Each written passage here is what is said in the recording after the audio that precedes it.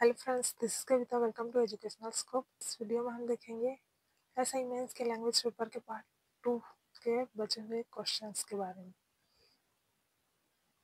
तो चलिए वीडियो की शुरुआत करते हैं।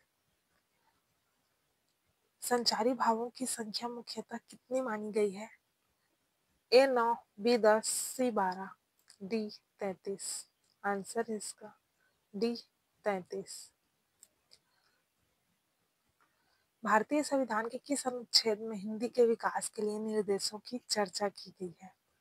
ए अनुच्छेद 346, बी अनुच्छेद 351, सी अनुच्छेद 343, डी अनुच्छेद 349। आंसर है इसका बी अनुच्छेद 351 में भारतीय संविधान में हिंदी के विकास के लिए निर्देश दिए गए। अगला क्वेश्चन, मैथिली शरण गुप्त किस युग के कवि हैं? ए भारतेंदु युग, बी द्विवेदी युग, सी छायावादी युग, डी प्रगतिवादी युग। आंसर है इसका बी द्विवेदी युग। अगला क्वेश्चन, ध्यानमग्न शब्द में कौन सा समास है? ए कर्म तत्पुरुष, बी संबंध तत्पुरुष, सी संप्रदान तत्पुरुष, डी अधिकरण तत्पुरुष। आंसर है इसका सी संप्रदान तत्पुरुष। अगला क्वेश्चन, जैसा बोओगे वैसा काटोगे वाक्य है? ए सरल वाक्य, बी मिश्र वाक्य, सी संयुक्त वाक्य, डी संदेशवाचक वाक्य। आंसर है इसका बी मिश्र वाक्य। अगला क्वेश्चन, निम्नलिखित शब्दों में से सही वर्तनी है? ए उज्जवल, बी उज्जवल, सी उज्जवल, डी उज्जवल। आंसर है इसका सी उज्जवल। उज्जवल का सही वर्तनी है इसमें उ और 2 बार आधा जा रहेगा, फिर व रहेगा, फिर ला रहेगा। तो आंसर है इसका सी उज्जवल। अगला क्वेश्चन, निम्नलिखित शब्दों में से कौन सा शब्द अशुद्ध है? ए पूजनीय, बी अनधिकार, सी निरोग, डी आशीर्वाद। तो आंसर है इसका ए पूजनीय नहीं होता, पूजनीय होता है।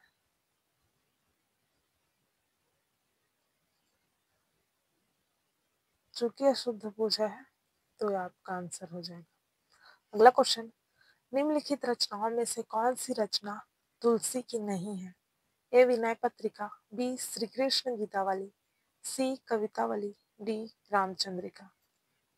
आंसर है इसका डी रामचंद्रिका। अगला क्वेश्चन, निम्नलिखित शब्दों में से उपसर्ग युक्त शब्द बताइए। ए कृपालु, बी सामाजिक, सी मिलनसार, डी आगमन। आंसर है इसका डी आगमन। अगला क्वेश्चन, रीति युक्त काव्य धारा के कवि हैं? ए केशव दास, बी मतीराम, सी बिहारी, डी घनानंद। आंसर है इसका डी घनानंद। अगला क्वेश्चन, कारक कितने प्रकार के होते हैं? ए 3, बी 4, सी 6, डी 8। तो आंसर है इसका डी 8।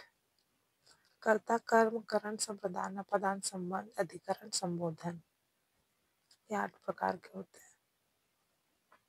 तो इसको याद कैसे रखते हैं? ये चार्ट तो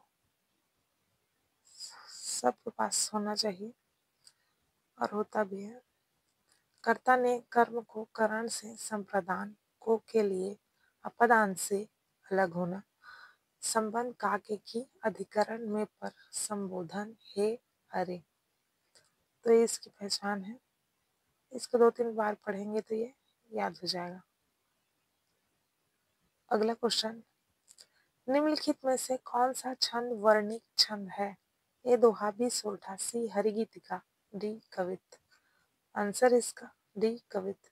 अगला क्वेश्चन, निम्नलिखित उपन्यासों में से प्रेमचंद का उपन्यास है? ए सुनीता, बी त्यागपत्र, सी तमस, डी कर्मभूमि। आंसर है इसका डी कर्मभूमि। अगला क्वेश्चन, कोयल का कंठ सबसे मधुरतम है वाक्य में कौन सी अशुद्धि है? ए संज्ञा संबंधी अशुद्धि, बी सर्वनाम संबंधी अशुद्धि, सी विशेषण संबंधी अशुद्धि, डी क्रिया संबंधी अशुद्धि। आंसर है इसका सी विशेषण संबंधी अशुद्धि। अगला क्वेश्चन, अभ्युदय शब्द में किस उपसर्ग का प्रयोग किया गया है? ए अ, बी अभी, सी अभ्यु, डी अब। तो आंसर है इसका बी अभी, अभिधन दय, अभ्युदय। अगला क्वेश्चन, हिंदी वर्णमाला में ड ध्या ध्वनि को कहा जाता है? ए लुंठित, बी पार्श्विक, सी ऊष्म, डी उत्क्षिप्त। आंसर है इसका डी उत्क्षिप्त। अगला क्वेश्चन, पीपर पात सरिस मंडोला में वाचक शब्द है? ए पीपर पात, बी सरिस, सी मन, डी डोला। आंसर है इसका बी सरिस। क्वेश्चन, छंद के संदर्भ में यति का अर्थ है? ए चरण, बी तुक, सी विराम, डी मात्रा। आंसर है इसका सी विराम। अगला क्वेश्चन, हिंदी वर्णमाला में नासिक की ध्वनियां होती हैं? ए प्रत्येक वर्ग की प्रथम ध्वनि, बी प्रत्येक वर्ग की तृतीय ध्वनि, सी प्रत्येक वर्ग की पंचम ध्वनि, डी प्रत्येक वर्ग की चतुर्थ ध्वनि। आंसर इसका सी प्रत्येक वर्ग की पंचम ध्वनि। पेड़ से फल गिरा इस वाक्य में किस कारक की विभक्ति है? ए कर्म कारक, बी करण कारक, सी संप्रदान, डी अपादान। आंसर है इसका डी अपादान।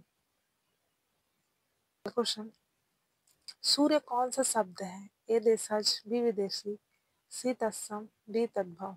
आंसर इसका सी तत्सम। अगला क्वेश्चन, वाक्यम रसात्मकम काव्यम, यह परिभाषा दी गई है? ए भामा द्वारा, बी विश्वनाथ द्वारा, सी मम्मट द्वारा, डी अभिनव गुप्त द्वारा। आंसर है इसका बी विश्वनाथ द्वारा। अगला क्वेश्चन, निम्नलिखित में से कौन सी रचना महाकाव्य है? ए साकेत, बी पंचवटी, सी जयद्रथ वध, डी तुलसीदास। आंसर है इसका ए साकेत। अगला क्वेश्चन, द्वंद्व समास का उदाहरण है?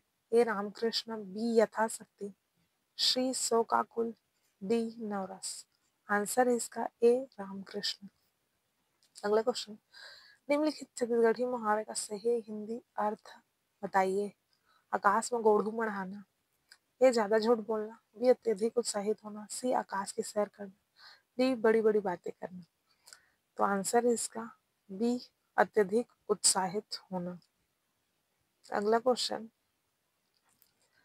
कवि शब्द का स्त्रीलिंग होगा? ए कवयित्री, बी कवयित्री, सी कवित्री, डी कवयित्री। आंसर है इसका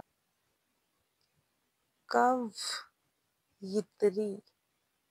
ये ऐसे लिखना है आपको, कवयित्री। अगला क्वेश्चन, सुक्ति का सही संधि विच्छेद होगा?